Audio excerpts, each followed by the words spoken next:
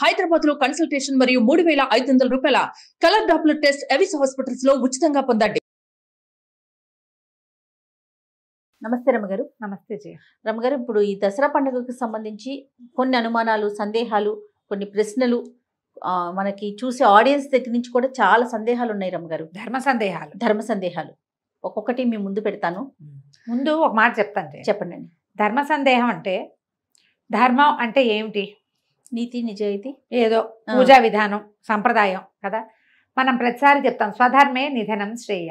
ఈ ధర్మము అంటే ఏమిటంటే ప్రధానమైంది మన తాలూకు మతం, మనం ఎలాంటి విధానాన్ని అవలంబిస్తున్నామో దాన్ని బట్టి, దానికి మన ఊర్లో ఉన్న విధానం, మన సమీప దేవాలయంలో ఉన్న విధానం, మన ఇంట్లో ఉన్న విధానం, పూజలకి ప్రధానమైనది ఇది. లేదా ఒక గురువు గారిని అనుసరించడం, ఒక పురోహితుడు, ఒక్క గురువు, పురోహితుడిని అనుసరించడం. ఆయన చెప్తాడు పాపం పుణ్యం తప్పు ఒప్పు అన్నీ వారివే, ఆయన చెప్పినట్టు చేసేసుకుంటే మీకు ఏ భయం ఉండదమ్మా. కొన్ని వందల సార్లు ఈ మాట చెప్పాం.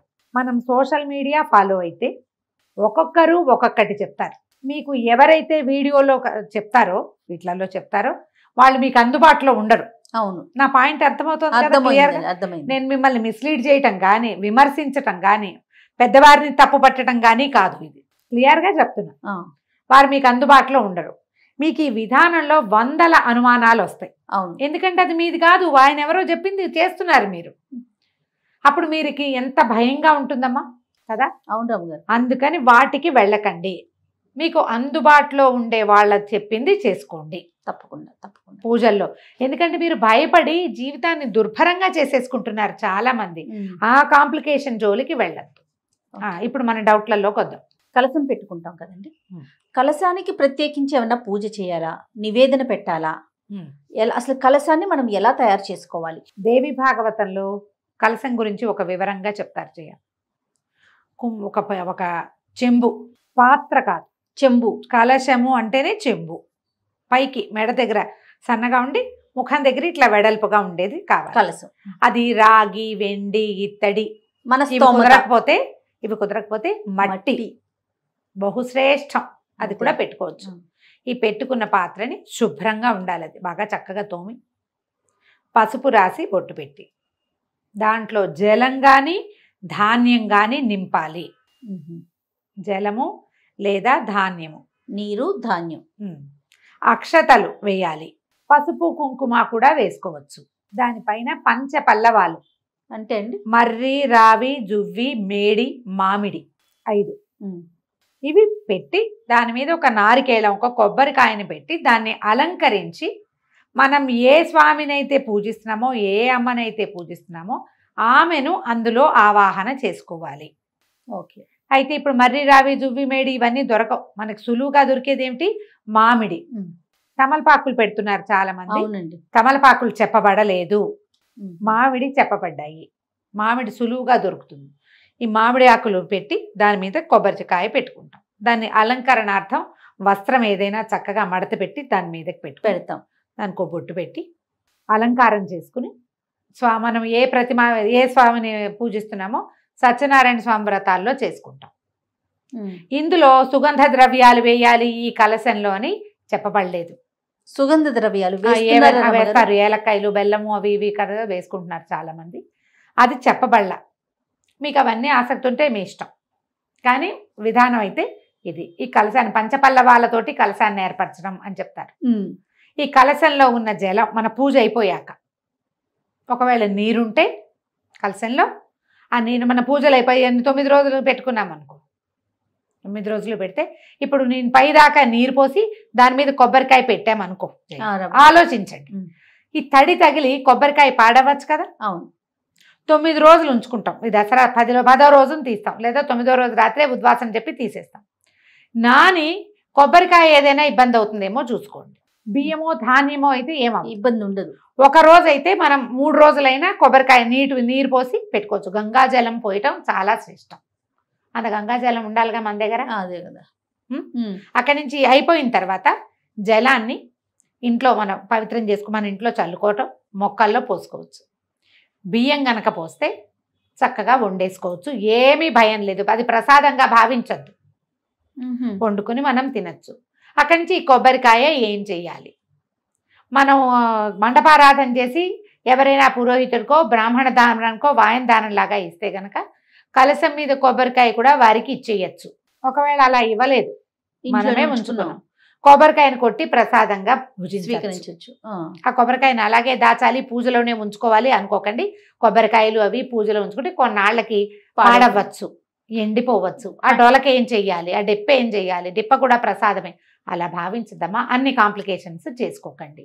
పైన మనం జాకెట్ ముక్క రవిక పెడతాం కదా, దాన్ని ఏంటి రమ్మగారు, దాన్ని మనం పురోహితుడికి ఇస్తే రవిక పట్టు కూడా వారికి ఇచ్చేస్తాం. లేకపోతే మనం కుట్టించుకోవచ్చు.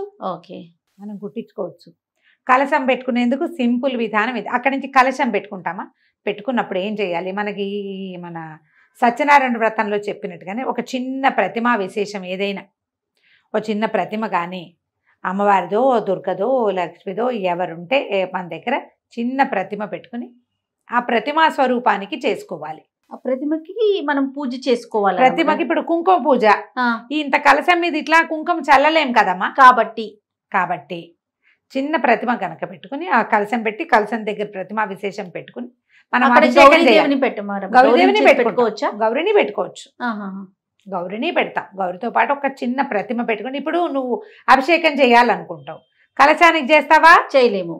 గౌరీదేవి పసుపుతో చేసిన గౌరికి చేయలేకపోతాం. ఇప్పుడు ఎవరికి చేయాలి, ప్రతిమకి. ఒక చిన్న ప్రతిమ మీరు ఒక బంగారుదో వెండిదో రాగి అమ్మవారివి రాగివి దొరుకుతాయి, చిన్న త్రిపుర సుందరి అవి వేసి వెనకాల శ్రీచక్రం వేసినవి, అటువంటిది ఏదైనా ఒకటి తెచ్చి పెట్టుకోండి. శుభ్రంగా తోమేసి పెట్టుకుంటే మనం ప్రతిసారి పూజలో పెట్టుకుంటాం, మళ్ళీ తీసి మన పూజలోనే ఉంచుకుంటాం.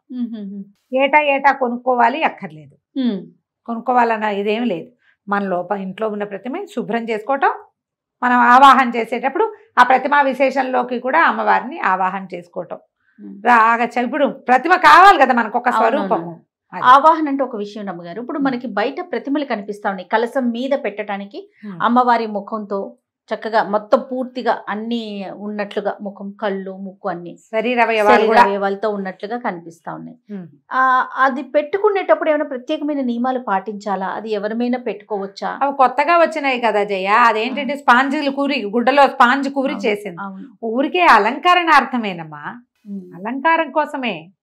మీరు అలంకరించుకున్న దాన్ని ఒక స్వరూపంగా మీరు అనుకుంటున్నారు, తర్వాత అన్ని తీసేస్తారు ఏ ముక్క కా ముక్క, అవునా కాదు? అవును రమ్మ గారు. ఇప్పుడు అందుకని దాని బదులు జల కలశం పెట్టుకోండి. మీకు కావాలంటే, మీకు ప్రతిమ మీద ఆసక్తి ఉంది, ఇట్లా చక్కగా అలంకారం చేసుకో పెట్టుకో. అక్కడ నువ్వు పసుపులు కుంకాలు విసరవు, వేయలేకపోతాం. పువ్వులు వేసుకో, పువ్వులు పెట్టి చక్కగా అలంకారం చేసుకుంటాం. మీరు అలంకారణార్థం చేసుకునే ప్రతిమ వెనకాల ఇక్కడ కలశం, కింద చిట్టి ప్రతిమ ఏదైనా, కాసు రూపు, చిన్న అన్నపూర్ణాదేవి విగ్రహాలు ఉంటాయి అది పెట్టుకోవచ్చు, లలితాదేవి విగ్రహాలు ఉంటాయి ఇంతవి, లేదా ఇంత కాసు బంగారు కాసు 1 గ్రాము ఒట్టి కాసు కొనుక్కోండి, రింగ్ ఉన్నది కాకుండా 1 గ్రామ్తో అన్ని పూజలు ఆవిడకే చేసుకోండి. నైవేద్యాలు ఏమైనా ప్రత్యేకించి పెట్టారా రమ్మగారు కలశం పెట్టినప్పుడు? దసరా నైవేద్యంలో అన్న నివేదన ఎలాగూ చేస్తాం కదా జయ. ఇప్పుడు చెప్తా దీని మీద ఏంటంటే, మీరే కలశం పెట్టుకుని అది కలశం కలశం కలశం అని 100 సార్లు అనుకుంటే అక్కడేదో పవర్ వచ్చేదమ్మా, మంత్రంతో పవర్ వస్తుంది దానికి. నాకు ఇలా చెప్పడం అయ్యో పాపం అనిపిస్తోంది, కానీ మీరు ఆలోచించండి, తెలియాలి కదా రమ్మగారు. ఇప్పుడు ఒక చెంబులో నీళ్లు పోసి 4 మామిడి ఆకులు పెట్టి దాని మీద కొబ్బరికాయ పెట్టి నువ్వు చేసి అది పెడితే పవర్ రాదు. ఆ పవర్ రావడానికి కావలసిన సాధనం ఇది. ఆ శక్తి ఎక్కడ ఎలా వస్తుంది, మంత్రంతో. నువ్వు అది చేయకుండా అది లేనప్పుడు దీనికి ఎట్లా వచ్చి, అందరికి మంత్రాలు రావు కదా రమ్మగారు, మరి ఎప్పుడు ఏంటి చెప్పండి.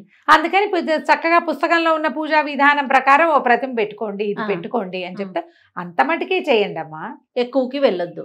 2 కావాలంటే కష్టం కదా. ఇప్పుడు నువ్వు అలా పెట్టి కావాలంటే పురోహితుడిని పెట్టి చేసుకోండి. దసరా నవరాత్రులు ఆయన చేస్తాడు ప్రాణప్రతిష్ఠ మంత్రంతో. మంత్రం ఈ పూజే నువ్వు కావాలంటే చక్కగా పువ్వులతో అలంకారం చేసి చక్కగా యాదేవి సర్వభూతేషు మాతృరూపేణ సంస్థిత ఇది చదువుతుంటూ వేసుకుంటుండు. చదివిన దాని ఫలితం వేసిన దాని ఫలితం తప్పకుండా వస్తుంది, అంతే కదా. చక్కగా స్తోత్రాలు చదువుకోండి. ఈ కలశము ఆవాహన లాంటివి పెద్దవి రానివి వచ్చా మీరు హాయిగా చేసుకోండి, మీకు ప్రశ్నలే ఉండవు. వచ్చిన వాళ్ళకి బాధ ఏముంది? అంతేగా, బాధ లేదు కదా. అవును అవును. ఇది చెప్పాలనిపిస్తుంది జయ. ఏంటంటే మేము కలశం పెట్టి పూజ చేస్తాము అలాంటివి చెప్తూ ఉంటారు అందరూ. కలశం పెట్టుకోండి అని చెప్తారు పెద్దవాళ్ళు కొంతమంది. దాన్ని చేసేయాలనిపిస్తుంది, అది ఎట్లా చేయాలో తెలీదు. ఏదో చేయటం వల్ల మనకి ఏదైనా వచ్చేస్తుంది అనుకోవద్దు. చేసేది శ్రద్ధగా చేయాలి. డాంబికానికి పోవద్దు. డంబాచారంతో గ్రాండ్ అని చేసేదాంతో ఫలితం రాదు. ఓకే, మీరు చేసే కాస్త చిన్నది ఎప్పుడూ చేసుకునేది రెగ్యులర్గా, శ్రద్ధగా, నియమంగా, ఆసక్తితోటి, ప్రేమతోటి, భగవంతుడి మీద నమ్మకంతో చేస్తే సరిపోతుంది. నువ్వు ప్రేమతో డంబాచారం చెయ్యవు. నువ్వు డంబాచారం ఎప్పుడు డంబం కోసం, గొప్ప కోసమే చేస్తావు. అంతే, కరెక్ట్ అండి కదా. అవునండి. ఆలోచించి దిగండి దేంట్లోకైనా. చక్కగా ఓ పురోహితుని ఏర్పాటు చేసుకుని చేసుకోవచ్చమ్మా, ఎంత బాగుంటుందో. దసరా ఉత్సవం నాకు ఎంత సరదానో అట్లా చేయాలని. అవునా, ఇంట్లో కుదరదు అట్లా. కానీ నేను మాకు పాఠశాలలో చక్కగా అసలు ఎంత బాగుంటుందో, బహుపరాకులు చెప్తూ ఎంత బాగా చేస్తారో. మంచి వేద విద్యార్థులు చాలా మంది ఉన్నారు, చాలా బాగుంటుంది. ఖచ్చితంగా ఒక రోజైనా వెళ్ళి నేను మొత్తం సేవాకాలం అంతా కూర్చుంటాను అక్కడ. ప్రతిరోజు వెళ్ళైపోతాను. కానీ మనం చక్కగా ఇంట్లో మామూలు పూజ చేసుకోండి, సింపుల్గా పూజ చేసుకుని ఏదైనా చదువుకోండి. సాయంకాలం ఏ శంకర మఠానికో ఏ దేవాలయానికో వెళ్ళి మొత్తం పూజ అంతా చక్కగా మంత్రం చక్కటిది వినండి. ఆ పవర్ అందులో ఫీల్ అవుతారు మీరు. అవును, ఒక స్పెల్ లాగా ఉంటుంది, అందులోకి వెళ్ళిపోతాం. దానివల్ల చాలా ఫలితం వస్తుందమ్మా. సంతోషం రమ్మ గారు, నమస్తే.